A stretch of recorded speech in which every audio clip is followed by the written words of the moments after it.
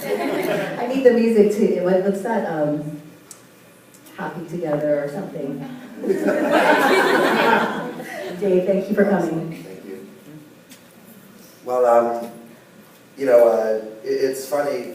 Has anybody ever had their toilet get clogged up? And then you call the plumber, right? And if he can't come for a little while, then by the time he gets there and unclogs it, that guy's a hero, right? And I don't see anybody saying any all that about him. So I'm just like the plumber. I just saw a problem and I knew how to fix it. That's all. Just that there's not a lot of live plumbers, I guess. So, but the bottom line is that I want to tell you, if you have never been to our plant tour, I want to just sort of take you there, just like some of the things that you might hear when you're there. One thing you're going to do is you're going to meet my ex-wife, who still runs the company with me. And we started the company together a while back. If you guys remember Rodney King, the guy who got beat by the police, and then there was a lot of riots in LA. Well, there were worse riots in Long Beach than there were in LA. More damage done, more people died, more arrests, everything. Long Beach was hit really bad by that. And so when I was starting my company was around that same time. And I always said that if I start a company, I'm going to go back to the neighborhood I came from, which was a really messed up place, and I'm going to make it better. But by the time I went back, it had already gentrified. It had already become much, much better than it was when I was a child there.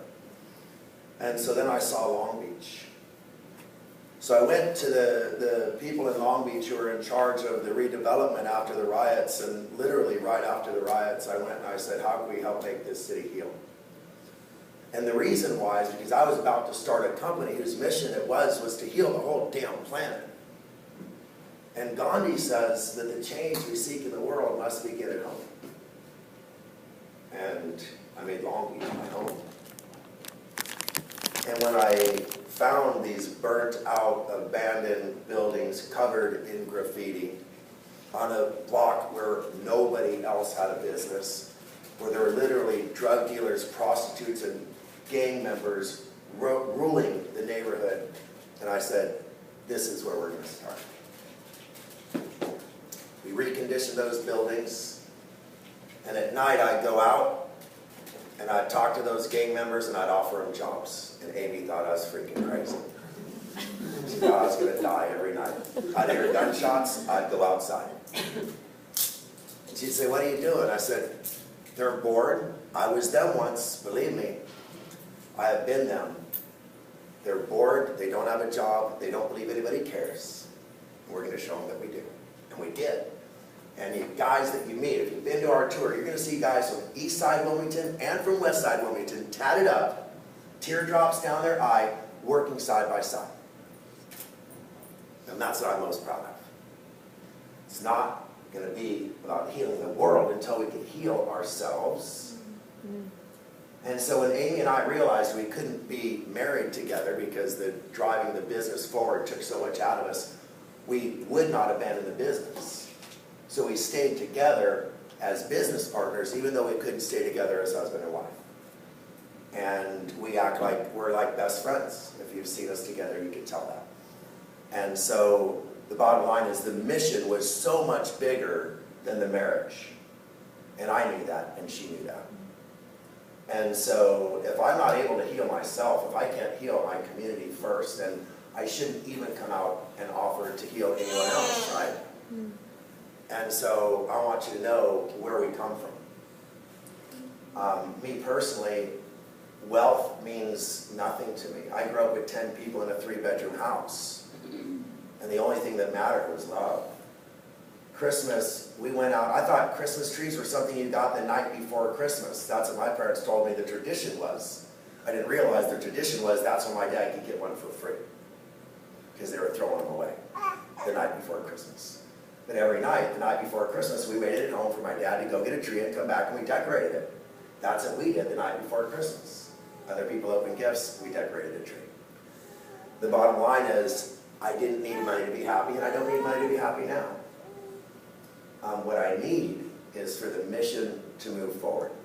And it's not my mission. I wouldn't be so arrogant as to say it's my mission. It is our mission. It's everybody who cares about the earth, everybody who cares about our children. I just happen to be the one up here right now talking about it, but any one of you could be here too. Any one of you know the dangers of GMOs and artificial colors and sweeteners and hydrogenated oils and all these other things that they're calling food, that they're feeding our children and destroying our future. All I'm doing is being willing to lead for a little minute, okay? I'm just willing to step up and be accounted for. I'm in the bullseye every day of the AMA and the FDA and the lawyers from Monsanto. Believe me, you think they don't hear me? Seriously? I know my phones are tapped. I know that there's people following me around. I know. Have you read my most recent book, the way I hammered them? I mean, I got thrown off the air when I was doing radio. I got thrown off the air in Florida just because I was challenging the Bush administration every single day. I went to their record and challenged people to challenge them, and they threw me off the air. There's no freedom of speech if you're not saying the right thing sometimes. But that's not going to stop us, because we'll never live in fear, ever live in fear. So what it's about more than anything is the dynamic of evolution. And I don't mean to offend anybody who may have a different viewpoint than evolution. I'm just going to go from a scientific standpoint from today. We know that in our evolutionary process, the people who survived were those who adapted. It's just that simple. But the way that we adapted, there was only one major change in food throughout history. Only one until 110 years ago. Does anybody know what that was? About 10 or 12,000 years ago? Just the introduction of farming. That's all. We were hunters and gatherers till about 12,000 years ago. Then we introduced farming, and we domesticated animals. So instead of eating wild food that was totally pure, we ate cultivated food that was totally pure. And instead of eating wild meat that was totally pure, we ate domesticated meat that was totally pure. Right? Now, how many people have heard that the hunter-gatherer was much better diet than the agrarian diet? You guys have all heard that? Do you know that it's actually not true, even though I'm not a big fan of grains and such? The truth is the hunter-gatherer simply got more exercise. The person who had their food waiting for them in a storage bin didn't have to walk and hunt and run and dig and climb and carry. You see what I mean? So they were just less fit. And it was the lack of being fit that actually led to their shorter lifespans and the increase of disease. The living in communities where they all lived close to each other was the advent of disease that spread easily between people. So it wasn't that they introduced grains, as the paleo people would like you to believe, even though I'm not a big fan of grains. It really was just the fact that they had, I need to dig deeper than just the surface knowledge. That's why I want to share that with you. But what paleo did have right was the wide variety of food that they had, right? A little bit of this, a little bit of that, you know what I mean? In the morning, their eyes would see what? Reflecting in the sunlight, bright colors. So what would they be attracted to? Fruit. They knew that fruit was going to keep them alive because it provided something that was really, really rare. You know what was really, really rare back then that's really, really common now? Calories. If you're eating roots and tubers and leaves and munching on fibrous barks and stuff, there's not a lot of calories there. Where do you get your calories? You're going to get your calories from fat from an animal, and the animals were lean because they weren't fed. Or you're going to get it from fat from a nut, a seed, or sugar from a fruit. So our bodies were actually built to burn fat. Did you know that? We got more fat than we did sugar as hunters and gatherers. So now we get a lot more sugar. So there was a time when they said, fat's the enemy, reduce the fat, and when we lost the flavor of fat, they replaced it with sugar, and that's when all the diseases started. So the bottom line is, our ability to adapt to the big change wasn't grains. It was, believe it or not, something called the Chicago Board of Trade. The Chicago Board of Trade was set up to grade all foods. Have you ever heard of grade A honey, grade B honey, right? White winter wheat or red hard wheat. All of these are grades designated by the Chicago Board of Trade, which made every food a commodity to be traded like gold and silver.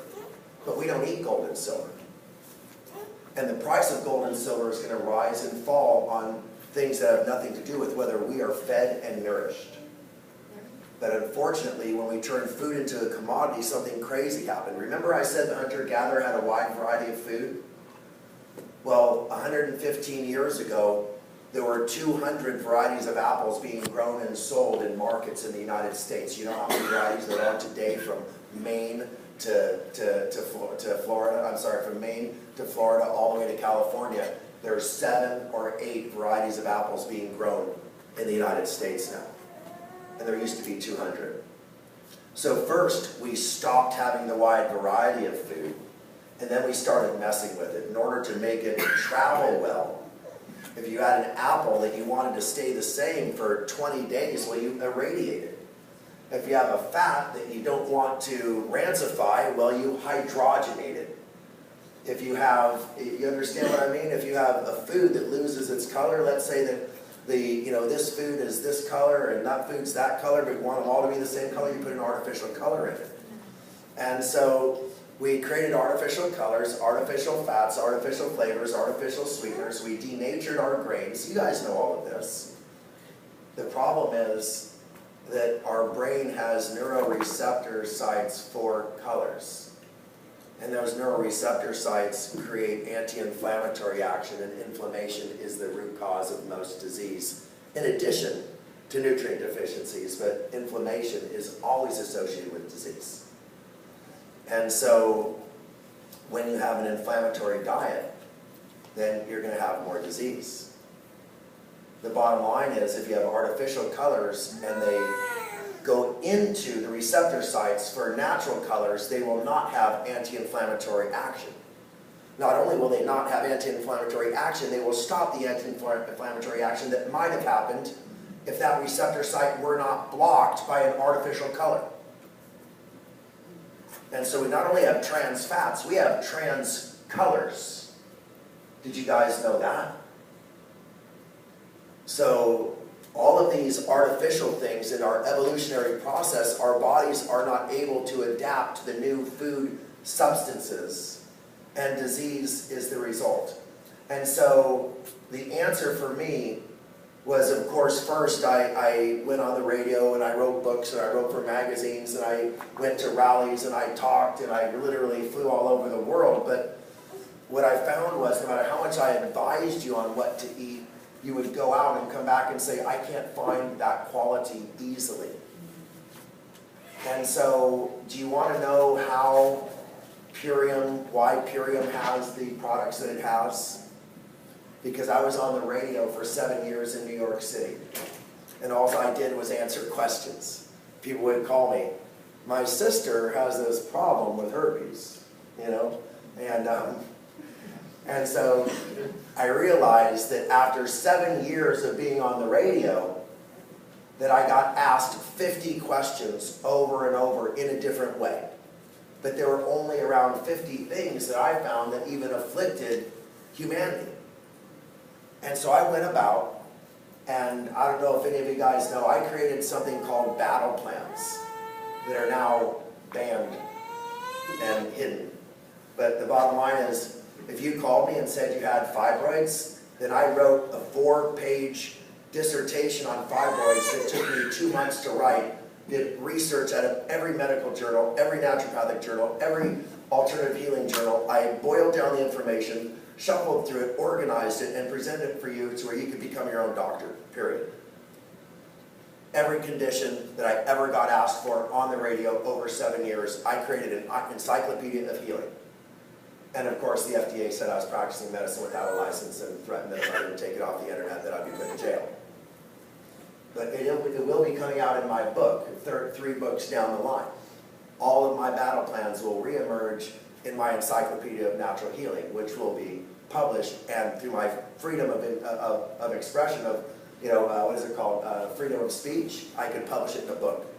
I just can't put it on the internet and say that I'm helping you to cure yourself.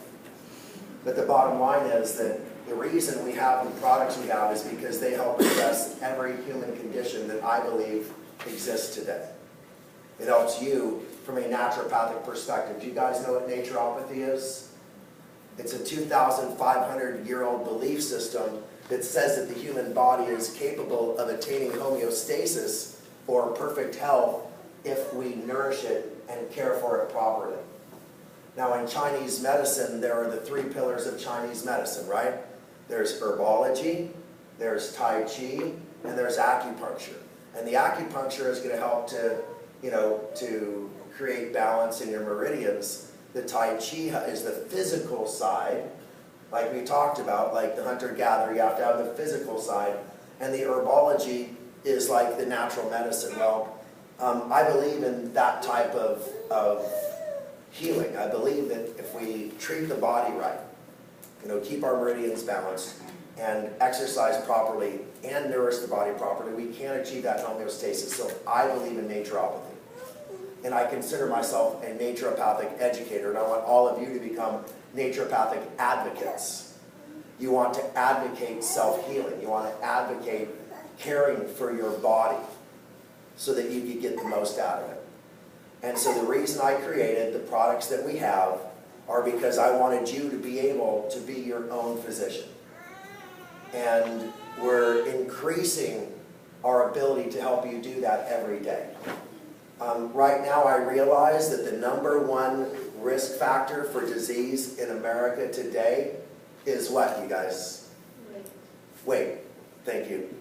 The #1 risk factor for disease and early death and not achieving, and I hope that you don't mind me saying that I believe that life is ecstasy. I believe that life is joy. I believe that life is fun and laughter and love and all of that. And that's what we need to choose. If we don't believe that, we may not fight for life the way that we should. You know what I mean? We need to fight for life. So remember I told you that I came from sort of a challenged background? So have any of you ever been mugged or attacked, or anybody tried to really beat the crap out of you and you had to defend yourself and fight as hard as you could back? And you're willing to do just about anything. You'll poke eyes, you'll pull hair, you'll kick somebody in their personals, you'll do whatever it takes to survive. I'm telling you, when you're in a fight like that, you know that it's you or them. Unless you've been in a street fight, unless you've been in that position where you're on the ground and someone's got their thumbs in your eyes, then you don't know how to fight back. And people who have cancer, people who have diabetes, people who have diseases, they've got to learn to become that fighter. They've got to learn to want to survive. And if they don't learn to want to survive, then they're not going to fight back with the vigor and with the strength that they need to. But if you're ready to fight back, then we're going to be there for you. Purium is going to be there for you. We can't help you if you're not ready to fight back. You're going to lay over, you're going to roll over, and you're going to be a victim. And there's nothing we can do for people who want to be victims. But if you're not going to be a victim, if you refuse to be a victim, if you're ready to take your destiny into your own hands, then we're the company for you. And it's more than just the opportunity to achieve homeostasis by using amazing products, and it's more than just addressing the greatest need in America today, which is overweight. It's also the opportunity that we're creating. And I look around this room and there's like 6 fellas. Give yourselves a hand, fellas. Yeah.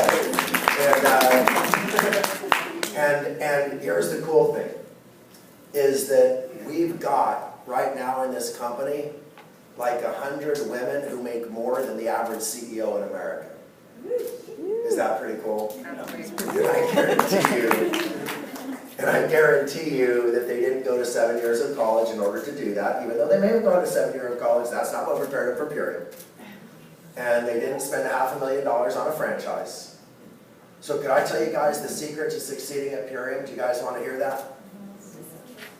Okay, so let's say that you buy a franchise from Subway, okay? Because you heard that Jared lost a bunch of weight, so you're going to buy a Subway franchise because you want to help America lose weight.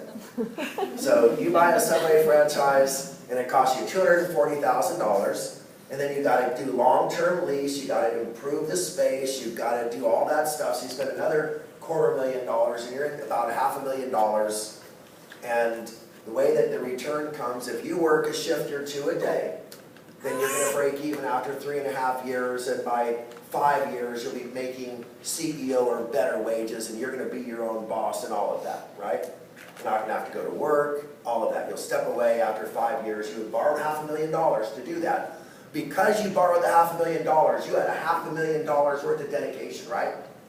You had $500,000 worth of skin in the game. You've heard that term? When you got $500,000 worth of skin in the game, do you sleep in? You don't sleep in, okay? What if you get accepted to a really nice college, or you just want to go to college, period? And then you invest 4 years where you can't work much, and you probably have expenses. So an opportunity cost, you could have gotten a job paying $10 or $15 an hour, and that would have paid you $20,000 to $25,000 a year. So you're $100,000 behind an opportunity cost just if you would have not gone to school. And I'm not saying don't go to school. I think school's awesome. But you probably borrowed money to go to school too, to pay your school debt. So you might have gone into debt that way. And this goes on for 4 years, and then you go on to graduate school. And 7 years later, you get out of school and you go and you hope that somebody gives you a job making $80,000 a year, right? After 7 years, and getting in debt at least a couple $100,000. These are both legitimate, typical, common, and tried and true ways of making a success, right? A lot of people have done it that way. And here's the difference. If you're paying $30,000 a year for college and you're dedicated to 4 years, and you know that your skin in the game again is pretty high. Here's the problem with Purium that most people don't understand. You could make more money at Purium after a year, and I've seen it happen over and over again, or after 2 years, than you're going to make on those other paths. Buying the franchisee or trying to get your doctorate. Just being blunt about it. Here's the difference. You don't understand because you don't have skin in the game. You see? If you dedicated the same time and the same effort to your Purium success as you did to being a full-time student, as you did to being a franchisee, then you would far exceed the leverage that they have, far exceed the success that they have, far exceed the timetable. But here's the thing, they know it's 4 years, and they're willing to wait. The franchisee knows it's 4 years, and they're willing to wait, and they're willing to dig hard and deep every day for the 4th year. Network marketers think it's 4 weeks. You think it's 4 months. It isn't, but it is 1 year. And if you have the dedication of a franchisee or of a full-time student for 1 year, I guarantee you, you will far exceed your wildest expectations financially.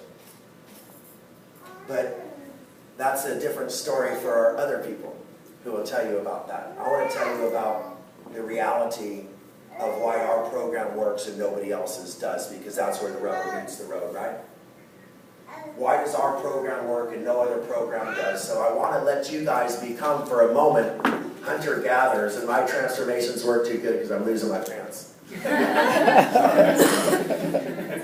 But the bottom line is, we were all hunter-gatherers, or were the ancestors of hunter-gatherers, and hunter-gatherers went through a very consistent, vicious cycle. It was called, anybody know? Fasting. Who said feast or famine? Did somebody say that? No? I thought, well, maybe it sounded like it. Feast or famine. You had winter time where there wasn't much food. You had times when, for whatever reason, a herd didn't come where you thought it would, so you didn't get food, or a particular trees didn't bloom like they typically did because you had this nomadic pathway you went by. And you knew historically that this food would be there. Then you had to travel there and that food would be there. But what if the food wasn't there? So who knows about the law of threes? Does anybody know about the law of threes? 3 minutes without air, most people are dead. 3 days without water, most people die. 3 weeks without food, most people die. So during the time of that 3 weeks, when you stop having food and your body recognizes that you don't have food, do you know what your body does? It uses insulin, and insulin makes sure that whatever glucose you have stays in your blood.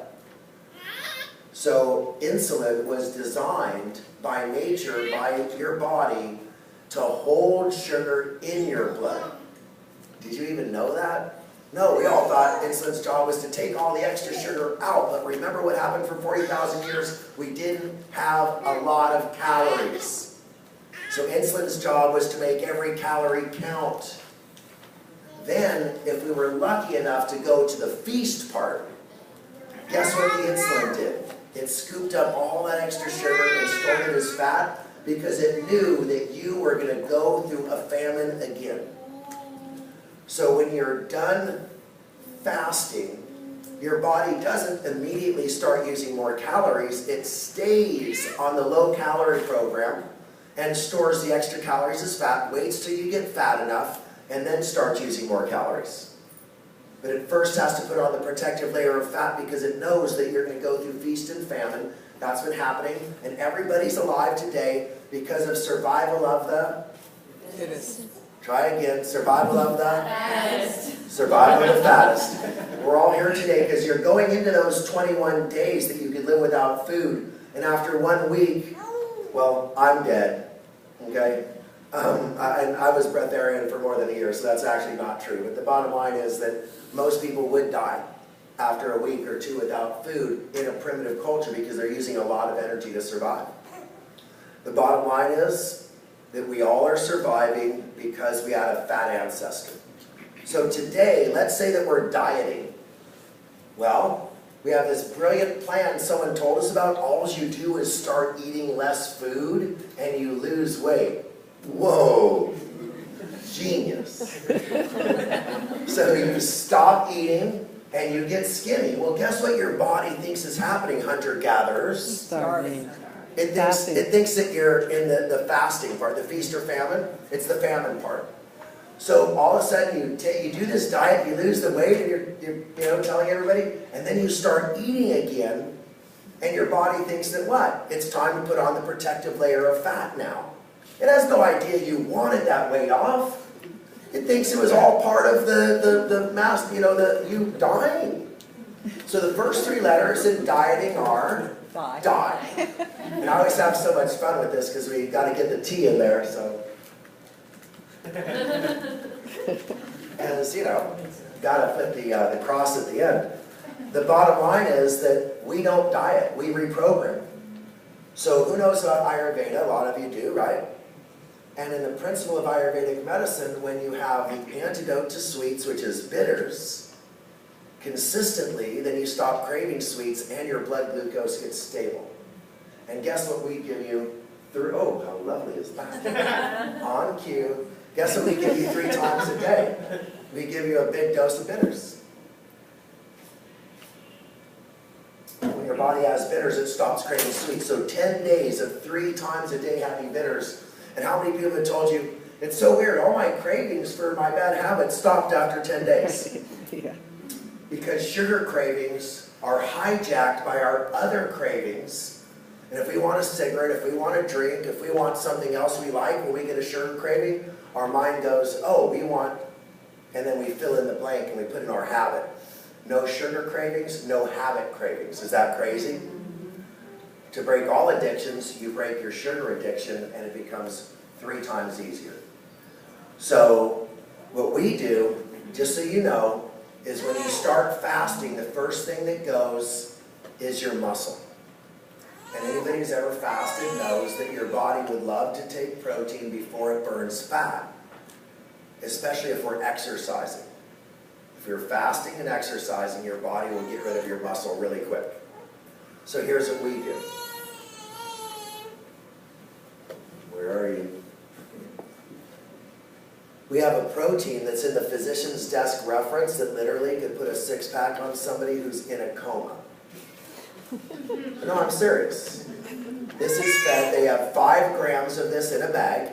They open it up, they dissolve it, they put it through the intravenous tube, and if you're in a coma or if you're paralyzed, you're going to die from a disease called muscle wasting.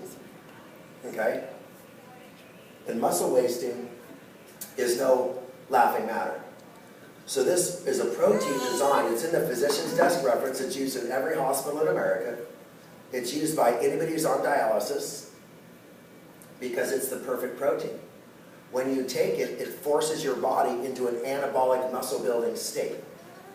If you're dieting and your body tries to take muscle for energy and your body's in an anabolic state, can it burn muscle for energy? No. You can't be catabolic and anabolic at the same time. This will force your body into an anabolic state. It's amazing. Once your body's in an anabolic state, your muscles are not starving, right? They're being fed everything they need. What else do we put into an anabolic state? Your cells. Your cells have a requisite amount or requirement of nutrients they need on a daily basis.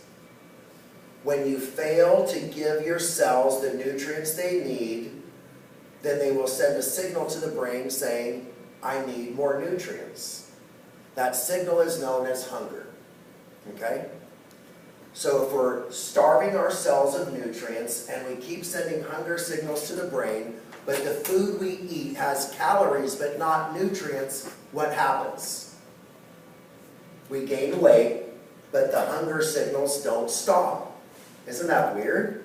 Because our cells never got satisfied. So here's what we do.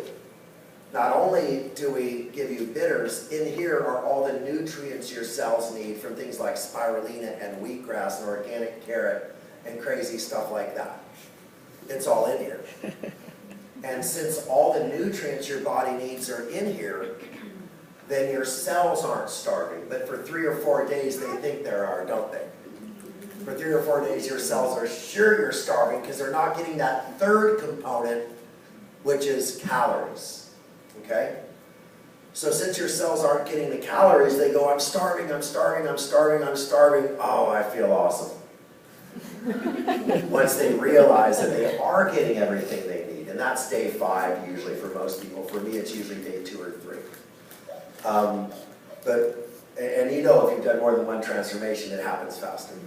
But the bottom line is, when your cells are satisfied and your muscles are anabolic, and then you stop on the low-calorie diet, you start eating more food, can you stop taking the products?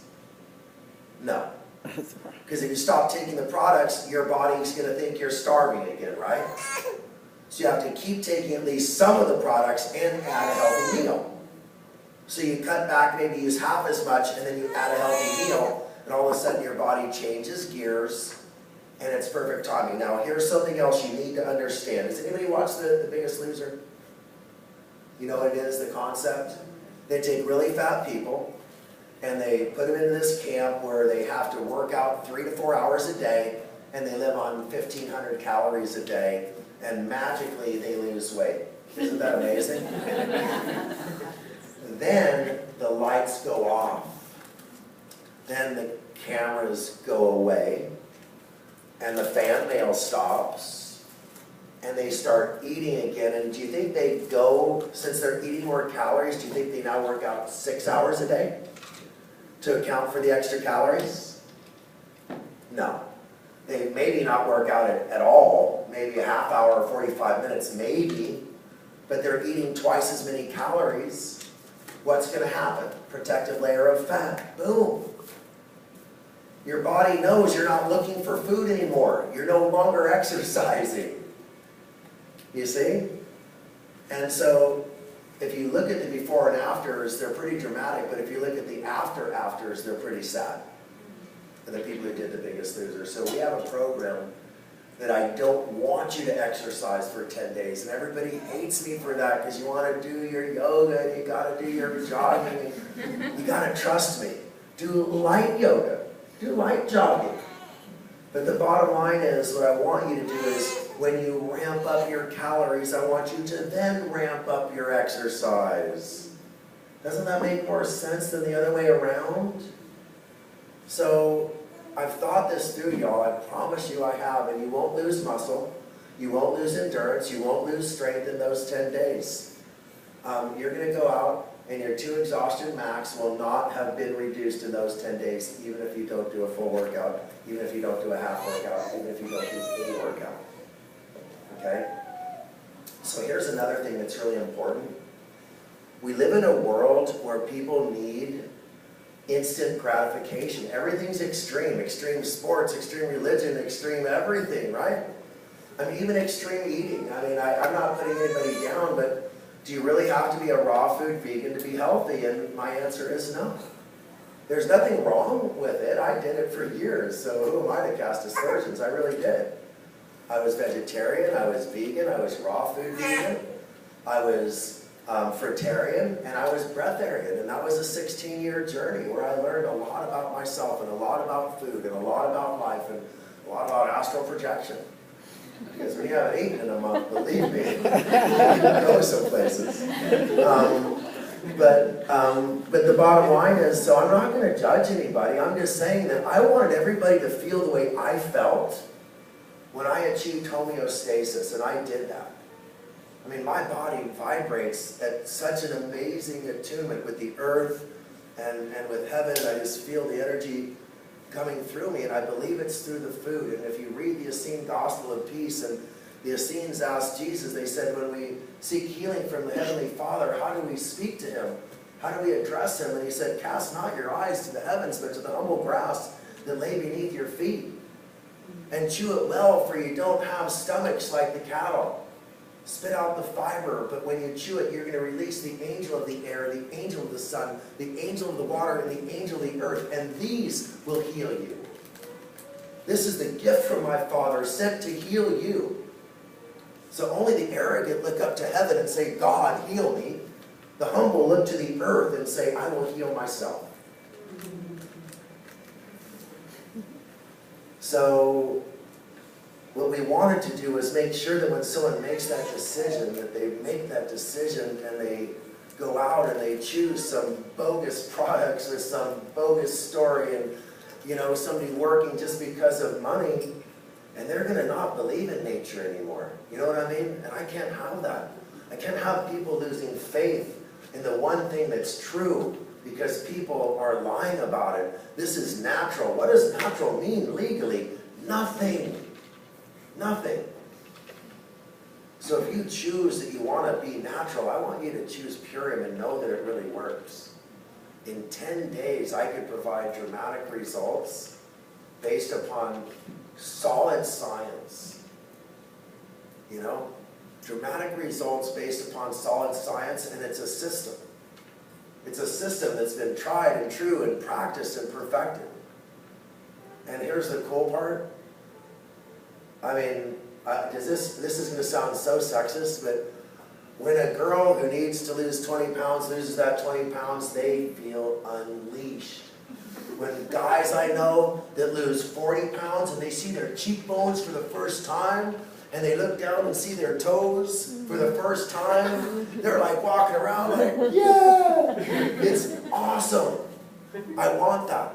I want that for everybody, to look in the mirror and go, I haven't seen you in a while, and I like what I'm seeing. Not out of ego, because you know that that's what's going to be necessary to help you live a long life free from disease. Do you guys know about wisdom? How are you going to achieve wisdom if you're not thinking straight? How are you going to achieve wisdom if you don't live long enough? And if you don't achieve wisdom, how are you going to help heal the planet and teach our children?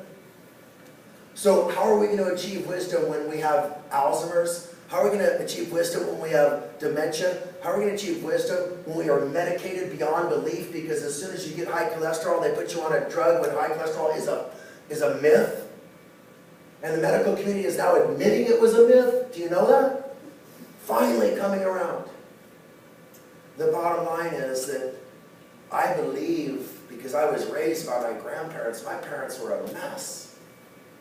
And if I looked at my parents and said, that's who I'm going to become, I'd be a mess.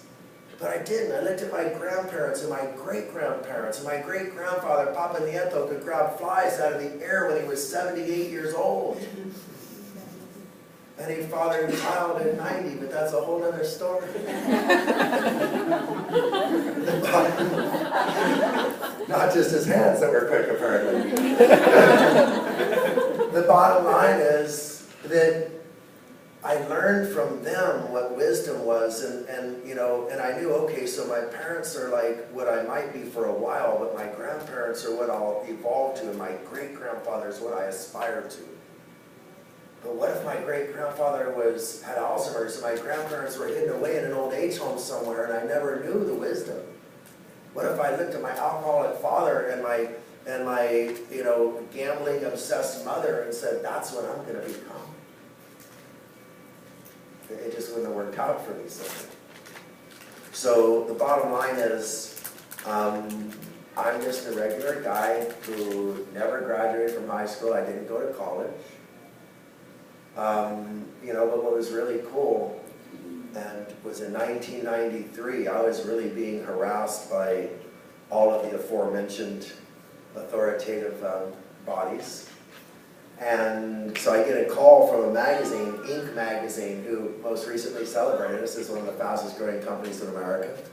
But I get a call from Inc. magazine and they say, we just got off the phone with the National Cancer Institute and they were telling us about you and we have some questions. And turn off your cameras while I tell them what I said. Because I'm like, I don't give a